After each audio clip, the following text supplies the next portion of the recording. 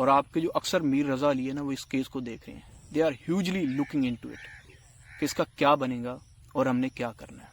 یہ جو آ کے ہمیں درس دیتے ہیں نا, دے ڈونٹ ایون نو کہ what does mean by patriotism, حب الوطنی کا کیا مطلب ہوتا ہے. میر رضا علی کے کیس کے حوالے سے میرے پاس کوئی بریکنگ نیوز نہیں ہے. آپ یہ مت سمجھیے گا کہ کوئی ایسا انکشاف ہونے جا رہا ہے اس ویڈیو کے اندر جس کے بعد ساری کی ساری کہانی کھل کے ہمارے سامنے آ جائے گی اور ہمیں پتہ چل جائے گا کہ مجرم کون ہے اور اس جرم کے پیچھے کہانی کیا تھی. میرے پاس ایک پرسپیکٹو ہے جس کو میں ڈسکس کرنا چاہتا ہوں, اور وہ پرسپیکٹو یہ ہے کہ میر رضا علی کون تھا اور کتنے میر رضا علی پاکستان کے اندر سٹرگل کر رہے ہیں, کراچی کے اندر سٹرگل کر رہے ہیں, پورے پاکستان کے اندر یونیورسٹیز کے اندر, کالجز کے اندر, اور ہمارے جیسے لوگ ان پیلیوں کے اندر, کھیتوں کے اندر سٹرگل کر رہے ہیں. ان کی کیا کہانی ہے اور ان کے پاس کیا کیا آپشنز ہیں, ان کو کیا کرنا چاہیے. اور یہ جو کرائم ہے پاکستان کے اندر, اسپیسیفکلی تو ہم شاید کراچی کی آج بات کر رہے ہیں, لیکن کرائم پورے پاکستان کے اندر یہ کیسے پھیل رہا ہے اور نظام کس قدر اس کے اندر کمپلیسٹ ہے, اس کے اندر شامل ہے, ان ساری چیزوں کے اوپر بات کرنے کی کوشش کریں گے. جو انفارمیشن ہے اس کیس کے حوالے سے وہ میرے خیال میں چیزیں آپ کے سامنے ہیں, سوشل میڈیا کے اوپر رپورٹ ہو رہا ہے, مین اسٹریم میڈیا کے اوپر یہ چیزیں رپورٹ ہو رہی ہیں. اور سب سے زیادہ جو دکھ کی بات ہے نا وہ یہ ہے کہ جب یہ جرم ہمارے سامنے آتا ہے, ڈیڈ باڈی سامنے آتی ہے, تو اس کے بعد جب والدین جا کے خود کلیم کرتے ہیں کہ this is our blood, this is our kid, یہ ہمارا بچہ ہے, اور اس کے اوپر پھر کارروائی شروع کی جائے, تو پورا جو نظام ہے جو اس کے اندر کمپلیسٹ ہے, آپ کی جو پولیس فورس ہے جو کہ اس کیس کو کور اپ دینے کی کوشش کر رہی تھی, ان کی طرف سے پہلے تو یہ کہا جاتا ہے کہ یہ تو آپ کا بچہ ہی نہیں ہے. ٹھیک ہے, سب سے پہلا جو فراڈ والدین کو فیس کرنا پڑتا ہے, جو ہرٹ ان کو کیا جاتا ہے, وہ اس حوالے سے کیا جاتا ہے. جب وہ کلیم کرتے ہیں کہ یہ ہمارا بچہ ہے تو ان کو یہ کہا جاتا ہے کہ یہ آپ کا بچہ نہیں ہے. تو اس کے بعد ڈی این اے رپورٹ آ جاتی ہے, پتہ چل جاتا ہے کہ یہ انہی کا ہی بچہ ہے. اور اس کے ساتھ ساتھ یہ بھی کہا جاتا ہے کہ اس نے سوسائڈ کمٹ کیا ہے. والدین کی طرف سے اور خاص طور پہ جبران ناصر کی طرف سے, جو کہ ایڈوکیٹ اس کیس کو فالو کر رہے ہیں اور بڑی دلیری کے ساتھ, بڑی ہمت کے ساتھ فالو کر رہے ہیں, ان کو یہ کہا جاتا ہے کہ یہ سوسائڈ ہے. پہلا جو پوسٹ مارٹم ہوتا ہے نا اس کے اندر یہ کہا جاتا ہے ایک تو یہ سوسائڈ ہے, اور دوسری اس کی جو باڈی ہے وہ گل سڑ چکی ہے. ٹھیک ہے, اور اس نے خود اپنا نقصان کیا ہے.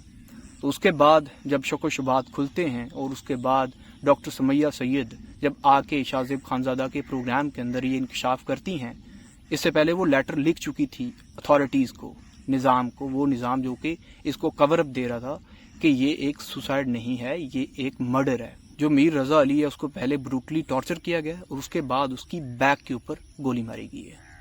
تو اس کے بعد سیکنڈ پوسٹ مارٹم رپورٹ ہمارے سامنے آتی ہیں, مختلف طرح کی کمیٹیاں بنتی ہیں, اور اس کے اندر بھی مختلف طرح کی کوششیں کی جاتی ہیں.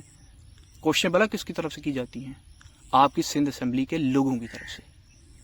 تو آپ کا نظام کس طرح سے کمپلیسٹ نہیں ہے, اس سارے جرم کے اندر نظام کس طرح سے کمپلیسٹ نہیں ہے.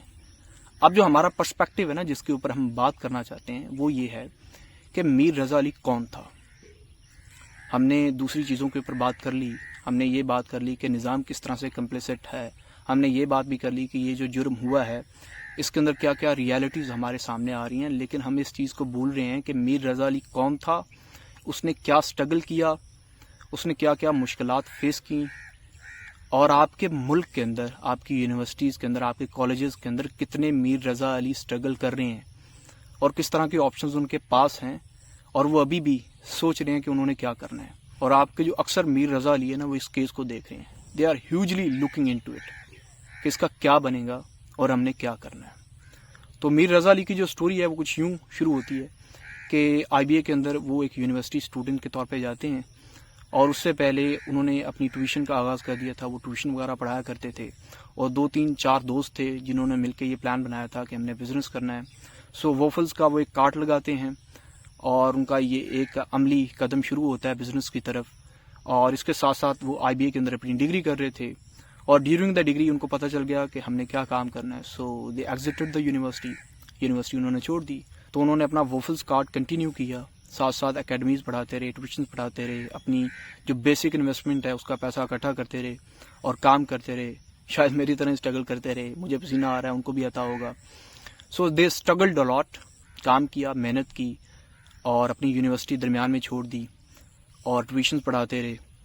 تو کام کرتے کرتے انہوں نے کیا کیا کہ اپنا جو بزنس ہے وہ اس طرح سے اسٹیبلش کر لیا کہ آج تقریباً ان کی 4 سے 5 برانچز جو ہیں وہ کراچی کے اندر آپریٹ کر رہی تھی. سو ان کی جو کوشش تھی وہ یہ تھی کہ اس چیز کو مزید ایکسپینڈ کیا جائے.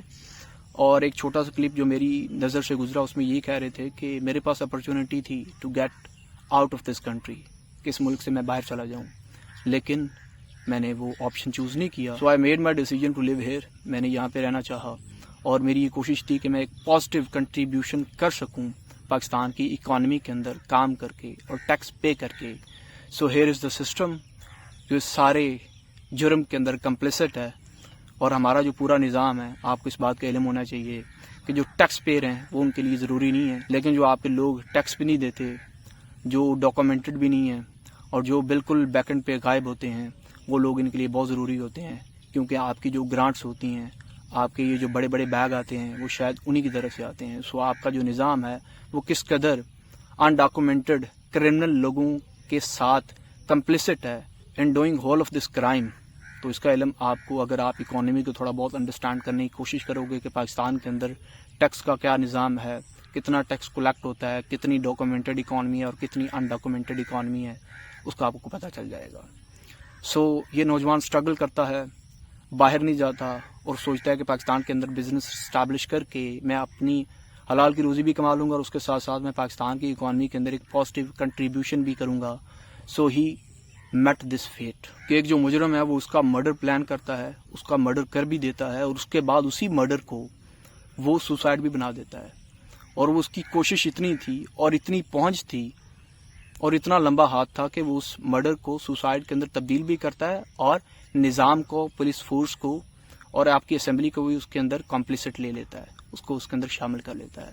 اور اسمبلی آ کے کہہ رہی تھی کہ یہ جو سچ بتانے والی ڈاکٹر سمیہ سید ہے نا، یہ ہماری ریپوٹیشن کو خراب کر رہی ہے. اب اس میں جو سب سے زیادہ ڈسٹربنگ چیز ہے وہ یہ ہے کہ جبران ناصر کی طرف سے، جو کہ اس کیس کو لیڈ کر رہے ہیں، ان کی طرف سے ایک پریس کانفرنس کے اندر یہ بھی بتایا جاتا ہے کہ یہ جو سندھ پولیس ہے نا، یہ بڑی ایکسپرٹ ہے، یہ 2-4 بندوں کو لے آئے گی، ان کو مارے پیٹے گی اور ان میں سے ایک بندے کو نکال لے گی. سو اس کے منہ سے اگلوا لیا جائے گا کہ میں نے ہی کرائم کیا ہے. اب آپ کا جو نوجوان ہے اس کی نظر اس کیس کے اوپر اٹکی ہوئی ہے، وہ دیکھ رہے ہیں کہ اس کیس کا کیا آؤٹ پٹ نکلے گا اور اس کا جو کرمنل ہے، اس کا جو کلپریٹ ہے، اس کو کیا سزا ملے گی. تو آپ کے یہ جو لوگ جن کو بہت زیادہ پریشانی ہے نا کہ سندھ حکومت کی ریپوٹیشن خراب ہوئی ہے، تو آپ اپنی ریپوٹیشن کو صحیح کر لینا. آپ جو کلپریٹ ہے اس کو لے آئیں. آپ کو پتا ہے سسٹم نوز اٹ.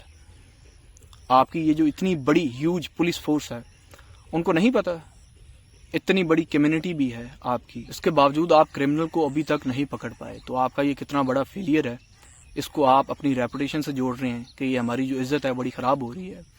تو مسئلہ یہ ہے کہ ہماری جو یوتھ، جو نوجوان لوگ جو کالج کے اندر پڑھتے ہیں، جو یونیورسٹی کے اندر پڑھتے ہیں، وہ دیکھ رہے ہیں کہ اس کیس سے کیا نکلے گا اور ہم نے اپنا کیا فیصلہ کرنا ہے. سو اس کے حوالے سے ہم نے ہمیشہ یہ کہا ہے کہ آپ کے ملک کے اندر جو بھی نوجوان who get an opportunity to get out of this country، اگر آپ کو موقع مل رہا ہے اور آپ خوش بھی ہیں کہ مجھے ملک سے باہر جانا چاہیے اور آپ کے پاس ایک بہترین اپرچونٹی ہے، سو یو مسٹ گو. آپ کو لازمن جانا چاہیے. یہ جو لوگ نیچے آ کے مجھے کہیں گے نا کہ آپ پیٹریٹ نہیں ہیں، آپ حب الوطن نہیں ہیں، آپ لوگوں کو ملک چھوڑنے کا مشورہ دے رہے ہیں، سو میں ان سے خود بات کر لوں گا. میں ان سے پوچھ لوں گا کہ آپ بتا دیں کہ پیٹریٹزم کا مطلب کیا ہوتا ہے. یہ جو آ کے ہمیں درس دیتے ہیں نا، دے ڈونٹ ایون نو کہ what does mean by patriotism, حب الوطنی کا کیا مطلب ہوتا ہے. تو میں ان سے خود بات کر لوں گا، نپٹ لوں گا. آپ کے پاس اگر اپرچونٹی ہے کہ آپ اس ملک سے باہر جا کے اپنا سروائیول ڈھونڈ سکتے ہیں، and you can feed your family, because every one among us, ان کے پاس فیملیز ہیں ٹو فیڈ، ان کے خاندان ہیں جن کو انہوں نے کھانا کھلانا ہے. سو میں قطعاً آپ کو مشورہ نہیں دوں گا کہ آپ اس گلے سڑے نظام کے اندر رہ کے محنت کریں اور اس کے بعد جو آپ نے محنت کر کے بنایا ہوگا وہ سارا کا سارا لوٹ لیا جائے گا، یا پھر آپ کو کسی گلی کے اندر کسی سڑک کے اوپر شوٹ کر کے مار دیا جائے گا. سو دس از مائی فائنل ورژن، اور میں اس کے اوپر سٹینڈ کرتا ہوں. مجھے کوئی فرق نہیں پڑتا کہ if you get an opportunity to get out of this country, you must go. Thank you very much.